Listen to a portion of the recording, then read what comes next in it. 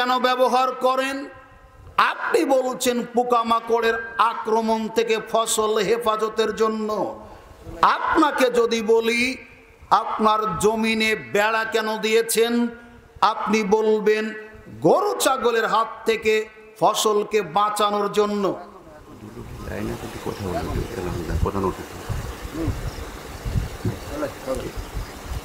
কথা বলেন, আপনি বলেন।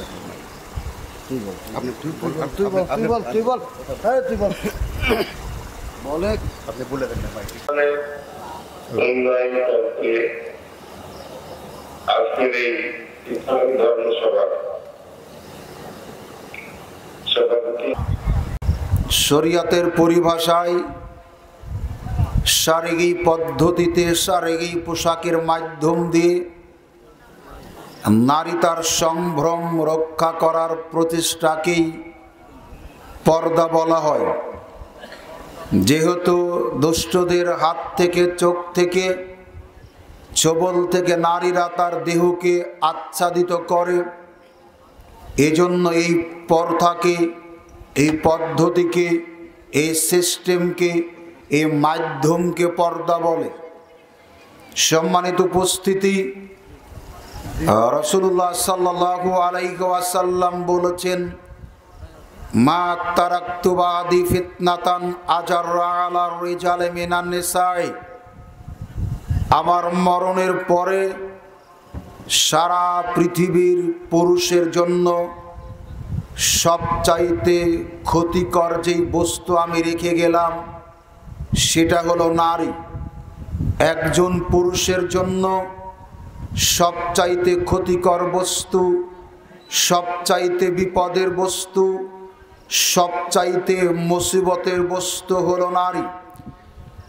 রাসূলুল্লাহ সাল্লাল্লাহু আলাইহি ওয়াসাল্লামের জন্যই নারী থেকে বাঁচতে বলেছেন, দুনিয়া থেকে বাঁচতে বলেছেন। আজকে দেখুন, যখন মানুষ অশিক্ষিত বেশি ছিল তখন তারা ধর্ষণ বুঝেনি, ইফটিজিং বুঝেনি, জেনা ব্যভিচার তেমন বুঝেনি। মানুষ যতই শিক্ষিত হচ্ছে ততই ধর্ষিতা হচ্ছে, মানুষ যতই শিক্ষিত হচ্ছে ততই ইফটিজিংয়ের শিকার হচ্ছে, মানুষ যতই শিক্ষিত হচ্ছে ততই তার ইজ্জত সম্মানকে হারাচ্ছে।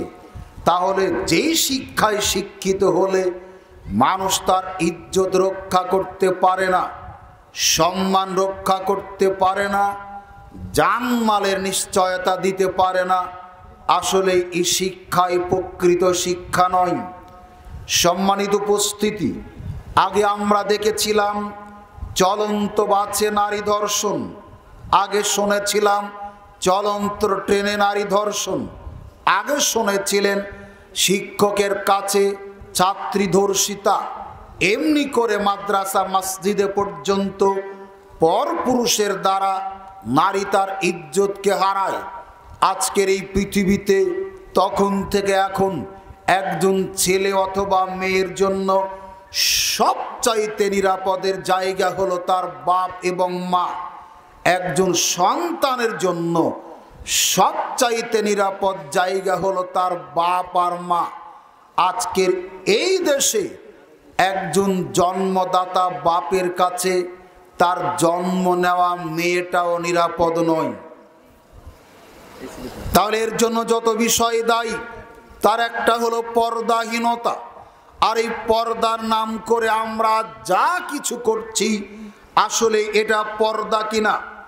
সম্মানিত উপস্থিতি, শরিয়াত ইসলামী হুকুমাত যে পর্দার বিধানটা চালু করেছে, এই পর্দার জন্য কতিপয় বিষয় শর্ত যদি আমাদের এই পোশাকের সাথে, আমাদের এই চাদরের সাথে, আমাদের এই হিজাব, নিকাব, বুরকার সাথে এই শর্তগুলি মিলে যায়, তাহলে সেটাই হবে হিজাব, সেটাই হবে পর্দা, সেটাই হবে আচ্ছাদন, সেটাই হবে আবৃত করা।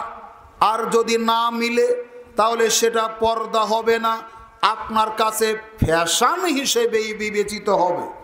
সম্মানিত উপস্থিতি, আমরা যে বিষয়কে পর্দা বলে জানি, যদি এটাকে পর্দা বলতে চান, পর্দা হিসেবে আমল করতে চান, তাহলে তার 1 নাম্বার শর্ত হবে এই পোশাকটা, কাপড়টা এমন হবে যেটা দিয়ে পুরা শরীর আবৃত করতে হবে।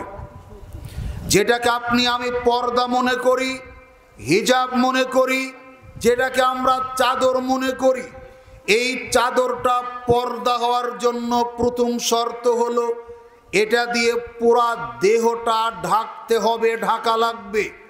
এমন পোশাক যদি না হয় এটা পর্দা হবে না। সম্মানিত উপস্থিতি, রাসূলুল্লাহ সাল্লাল্লাহু আলাইহি ওয়াসাল্লামকে আল্লাহ সুবহানাহু ওয়া তাআলা বলছেন সূরা নূর আয়াত 31, আর হে রাসূল সাল্লাল্লাহু আলাইহি ওয়াসাল্লাম, আপনি মুমিন নারীদেরকে বলে দিন তারা যেন তাদের দৃষ্টিকে সংযত রাখে, তারা যেন তাদের চোখকে নিচু করে রাখে এবং তাদের লজ্জাস্থানের হেফাজত করে, যা তারা সাধারণত প্রকাশ পায় তা ছাড়া, যেটা একেবারে অদৃশ্য করে রাখা, গোপন রাখা কঠিন এবং জটিল, তা ছাড়া যা কিছু আছে তা তারা ঢেকে রাখবে, লজ্জাস্থানের হেফাজত করবে, চক্ষুকে নিচু রাখবে। সম্মানিত উপস্থিতি, আল্লাহ সুবহানাহু ওয়া তাআলা এরপরে বলছেন তারা যেন মাথার কাপড়ের সাথে, মাথার চাদরের সাথে গ্রীবাদেশ, বক্ষদেশকে ঢেকে রাখে। রাসূল সাল্লাল্লাহু আলাইহি ওয়াসাল্লামকে আল্লাহ সুবহানাহু ওয়া তাআলা এ কথাই বলেছেন। এই আয়াত থেকে বোঝা যায় পোশাকটা হবে দেহ আবৃত করার মতো, আপনার দৃষ্টিটা হবে অবনত, লজ্জাস্থানের হেফাজত করবে নারী পুরুষ উভয়েই। আল্লাহ সুবহানাহু ওয়া তাআলা বলছেন উত্তম নারী যারা, ভালো নারী যারা তাদের বৈশিষ্ট্য তুলে ধরে তারা হবে ফাসসালিহাতু, সৎকর্মপরায়ণশীলা, কানিতাতু, আল্লাহ তার রাসূলের এবং স্বামীর আনুগত্যশীলা, হাফিজাতুল গায়বে, লজ্জাস্থানের হেফাজতকারী তারা হবে। আদর্শ নারীর, ভালো নারীর, জান্নাতি নারীর এগুলো গুণ। তার একটা হলো তারা হবে ইবাদতকারিনী, তারা হবে আল্লাহর আনুগত্যশীলা, রাসূলের আনুগত্যশীলা, স্বামীর আনুগত্যশীলা। আর এই নারী হবে তার লজ্জাস্থানের হেফাজতকারী। সাহল ইবনে সাদ রাদিয়াল্লাহু তাআলা আনহু বলেন রাসূল সাল্লাল্লাহু আলাইহি ওয়াসাল্লাম বলেছেন মাইয়ুজমান বাইনা লাহিয়াইহি আজমানু লাহুমুল জান্নাহ, যে নারী যেই পুরুষ আমার কাছে দুটি অঙ্গের হেফাজতের দায়িত্বভার গ্রহণ করবে, আমি রাসূল সাল্লাল্লাহু আলাইহি ওয়াসাল্লাম দায়িত্ব নিলাম ওই নারী পুরুষকে জান্নাতে ঢুকানোর। এই দুইটি জিনিসের একটা হলো দুই চোয়ালের মাঝখানের বস্তু মুখের হেফাজত, দুই পায়ের মধ্যবর্তী বস্তু লজ্জাস্থানের হেফাজত। কোন নারী, কোন পুরুষ যদি মুখের হেফাজত করে আর লজ্জাস্থানের হেফাজত করে, আল্লাহর নবী তার নিজ দায়িত্বে এই নারী পুরুষকে জান্নাতে ঢুকাবেন। ওবাদাতা ইবনে সামিত রাদিয়াল্লাহু তাআলা আনহু বলেন রাসূল সাল্লাল্লাহু আলাইহি ওয়াসাল্লাম বলেছেন ইজমানু লি সিত্তাম মিন আনফুসিকুম আজমানু লাকুমুল জান্নাহ, শোনো পৃথিবীর মানুষেরা, তোমরা আমার কাছে 6টা জিনিসের জিম্মেদারিত্ব দাও, 6টা জিনিস হেফাজতের দায়িত্ব নাও। তোমরা যদি 6টা জিনিস হেফাজতের দায়িত্বভার নাও, তাহলে আমি অঙ্গীকার করলাম নিজ দায়িত্বে তোমাকে আমি জান্নাতে ঢুকাবো।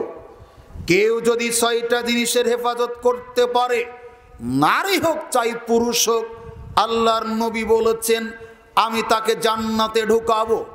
1, উসদুকু ইজা হাদ্দাসতুম, শোনো নারী পুরুষ পৃথিবীতে তোমরা যারা আছো, আল্লাহর নবী বলছেন যখন কথা বলবে সত্য বলবে। 2, ওয়া আউফু ইজা ওয়াআদতুম, যখন তোমরা অঙ্গীকার করবে, ওয়াদা করবে, এটা পূরণ করবে। 3 ওয়া আদ্দু ইজা উতুমিনতুম, যখন তোমরা আমানত রাখা হবে এটাকে প্রত্যার্পণ করবে, খেয়ানাত করবে না। 4 ওয়াহফাজু ফুরুজাকুম, নারী পুরুষ তোমরা তোমাদের লজ্জাস্থানের হেফাজত করবে। 5 ওয়াগাজ্জু আবসারাকুম, তোমরা তোমাদের চক্ষুকে নিচু রাখবে। 6 ওয়াকুফু আইদিয়াকুম, তোমরা তোমাদের হাতকে অন্যকে শাস্তি দেওয়া থেকে সংযত রাখবে, বিরত রাখবে। তোমরা যদি এই 6টা কাজ করতে পারো তাহলে আমি দায়িত্ব নিলাম তোমাকে জান্নাতে ঢোকানোর। এই 6টা কাজের গুরুত্বপূর্ণ একটা কাজ হলো লজ্জাস্থানের হেফাজত করা। আল্লাহ সুবহানাহু ওয়া তাআলা বলছেন সূরা আহজাব আয়াত 59, হে নবী, আপনি আপনার স্ত্রী, কন্যা এবং মুসলিম মুমিন নারী যারা পৃথিবীতে আছে আপনি তাদেরকে বলে দিন তারা যেন চাদরের একাংশ তাদের বুকের উপরে টেনে নেয়। বোঝাতে পারি না আপনাকে? স্বয়ং আল্লাহ তার নবীকে বলছেন, হে নবী, আপনি আপনার স্ত্রীকে বলুন, আপনি আপনার কন্যাদের বলুন, আপনি মুসলিম নারীদেরকে বলুন তারা যেন চাদরের এক অংশ দিয়ে তাদের গ্রীবাদেশ বক্ষদেশ ঢেকে রাখে। তারা ওড়না চাদর গায়ে তো দেয় না, মনে হয় ঝড় উঠে গলাতে আটকে আছে। আশ্চর্য! আজকে নারীরা রাস্তাঘাট, স্কুল কলেজ, মার্কেট বাজার সব জায়গাতে ইজ্জত হারাতে বসেছে। কেন? তারা যদি যথার্থতার লজ্জাস্থানের হেফাজতের ব্যাপারে সক্রিয় থাকতো, সচেতন থাকতো, সজাগ থাকতো, তাহলে আমার এই মা, বোন, খালা, চাচি, ফুফু, আমার কোনো মেয়ে ইজ্জত হারা হতো না। আপনাকে যদি বলি চশমা ব্যবহার কেন করছেন, চোখকে ধুলা